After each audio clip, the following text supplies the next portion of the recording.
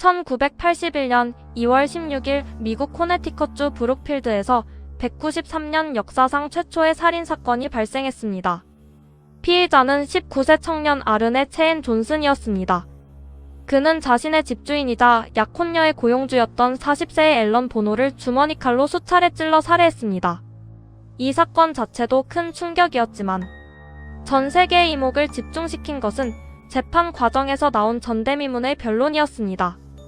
아르네 존슨과 그의 변호인은 법정에서 자신이 악령에 빙의되어 범행을 저질렀으므로 무죄라고 주장했습니다. 이른바 악마가 시켰다 재판으로 불리는 미국 사법 역사상 최초이자 유일한 악마 빙의 항변 사건의 전말은 이렇습니다. 사건의 발단은 살인사건이 일어나기 약 1년 전인 1980년 여름으로 거슬러 올라갑니다. 아르네 존슨의 약혼녀였던 데비 글라첼의 11세 남동생 데이비드 글라첼이 기이한 현상을 겪기 시작했습니다. 데이비드는 정체불명의 존재가 자신을 위협하고 환각을 보이게 한다며 고통을 호소했습니다. 가족들은 처음에는 어린아이의 환상이나 장난으로 치부했으나 데이비드의 기행과 발작은 날이 갈수록 심해졌습니다. 몸이 기이하게 꺾이거나 공중으로 떠오르는 듯한 현상이 목격되자 결국 글라첼 가족은 가톨릭 교회의 도움을 요청했고 당시 유명한 초자연 현상 전문가이자 민간 악마학자였던 에드 워렌과 로레인 워렌 부부를 초청했습니다. 워렌 부부는 데이비드의 상태를 확인한 후 심각한 악령 빙의 상태라고 진단했습니다. 가톨릭 사제들과 함께 수차례에 걸친 비공식 구마 의식 즉 엑소시즘이 거행되었습니다. 이 과정에서 아르네 존슨은 고통받는 어린 처남 데이비드를 받아들이기 힘들어했습니다. 결국 의식 도중 아르네 존슨은 데이비드를 괴롭히는 악령을 향해 격분하며 외쳤습니다.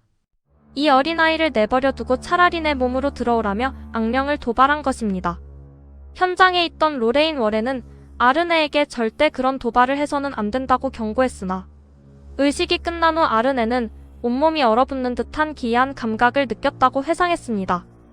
그 구마의식이 있은 후 데이비드의 발작은 점차 잦아들었지만 반대로 아르네 존슨의 상태가 급격히 악화되기 시작했습니다. 그는 평소와 달리 멍한 상태로 트랜스 상태에 빠지거나 알 수 없는 으르렁거리는 소리를 내고 환각을 보았습니다.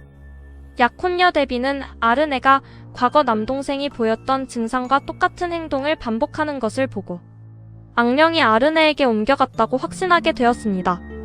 하지만 이들은 적절한 정신과적 치료나 추가적인 사법적 종교적 조치를 취하지 않은 채 시간을 보냈습니다. 그리고 1981년 2월 16일 비극적인 사건이 발생했습니다. 아르네 존슨은 약혼녀 데비가 근무하던 애견 미용실 겸 사육장을 방문했습니다. 그곳의 주인이자 아르네의 집주인이었던 앨런 보노는 그날 낮부터 많은 양의 술을 마신 상태였습니다. 오후가 되자 술에 취한 앨런 보노는 평소와 달리 공격적인 성향을 보였고 현장에 있던 데비의 9세 어린 조카 메리를 붙잡고 놓아주지 않는 등 험악한 분위기를 조성했습니다. 이를 본 아르네 존슨은 분노하여 아이를 놓아주라고 요구했고 두 사람 사이에 격렬한 말다툼이 벌어졌습니다. 목격자들의 진술에 따르면 말다툼이 최고조에 달했을 때 아르네 존슨의 얼굴빛과 눈빛이 짐승처럼 변하며 괴성을 질렀다고 합니다. 그는 소지하고 있던 5인치 길이의 주머니 칼을 꺼내 앨런 보노의 가슴과 복부를 사회에서 5회 이상 깊숙이 찔렀습니다. 치명상을 입은 앨런 보노는 병원으로 이송되었으나 몇 시간 뒤 과다출혈로 사망했습니다. 범행 직후 아르네 존슨은 현장을 벗어나 멍한 상태로 약 2마일 떨어진 숲속을 배회하다가 출동한 브룩필드 경찰에 의해 긴급 체포되었습니다. 체포 당시 그는 자신이 무슨 짓을 했는지 전혀 기억하지 못했으며 피해자는 내 친구인데 내가 왜 찔렀겠느냐며 횡설수설했습니다. 사건 직후 워렌 부부는 이 사건이 악령 빙의에 의한 비극이라며 대대적으로 언론에 홍보하기 시작했습니다. 아르네 존슨의 변호인으로 선임될 당시 32세의 젊은 변호사였던 마틴 미넬라는 이 주장을 받아들여 미국 사법 역사상 유례없는 변론 전략을 세웠습니다. 피고인은 범행 당시 악령에 완전히 지배당해 자신의 행동을 통제할 수 없었으므로 개인적 형사 책임이 없다는 논리였습니다. 미넬라 변호사는 과거 영국 법정에서 유사한 초자연적 항변이 인정된 판례를 수집하고 구마의식에 참여했던 사제들과 워렌 부부를 증인으로 신청하며 재판을 준비했습니다. 이 사실이 언론에 보도되면서 미국 전역은 엄청난 논란에 휩싸였습니다. 그러나 1981년 10월 본격적인 재판이 시작되자 법원의 입장은 단호했습니다. 담당 판사였던 로버트 칼라한은 피고 측의 악마빙의 주장을 전면 기각했습니다. 칼라한 판사는 악령의 존재나 빙의 여부는 과학적 객관적으로 증명할 수 없는 영역이며 법적 형사 책임 능력을 판단하는 근거가 될 수 없다고 선언했습니다. 배심원들에게 혼란을 줄 수 있는 초자연적 유령이나 엑소시즘 관련 증거의 제출도 모두 금지되었습니다. 법적 항변의 길이 막히자 변호인은 어쩔 수 없이 전통적인 자구책인 정당방위와 우발적 과실치사 논리로 방향을 전환해야 했습니다. 술에 취한 앨런 보노가 어린 조카를 위협하자 이를 저지하는 과정에서 발생한 우발적 범행임을 강조한 것입니다.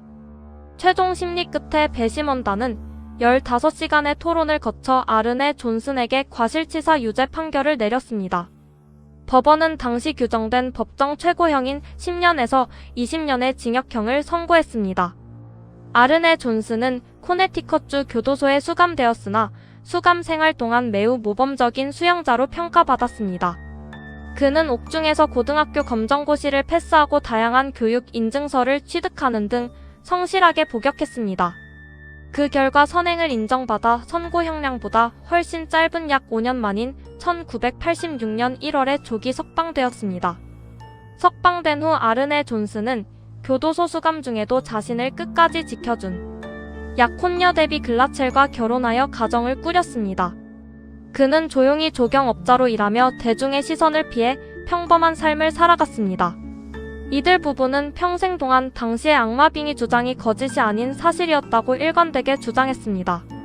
반면 데비의 또 다른 남동생인 칼 글라첼은 훗날 워렌 부부가 돈과 명예를 위해 가족의 정신질환을 이용하고 이야기를 조작했다며 강하게 비판하여 또 다른 논란을 낳기도 했습니다.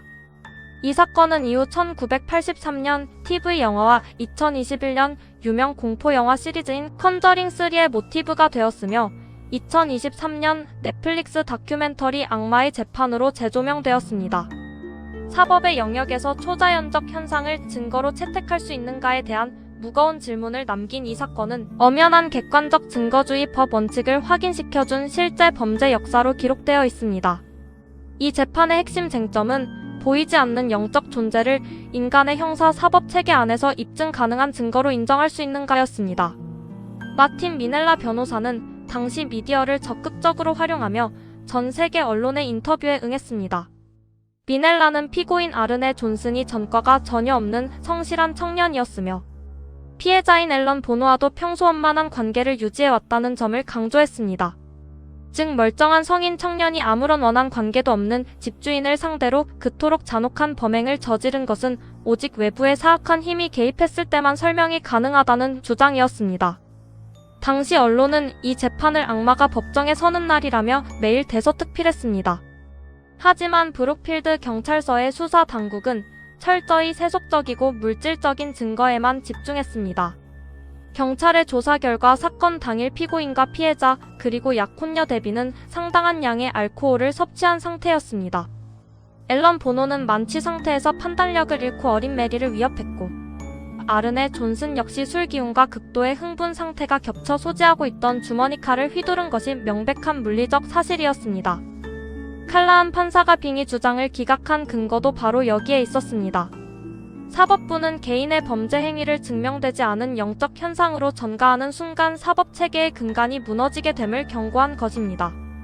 오늘 영상이 흥미로우셨다면 구독과 좋아요 부탁드립니다.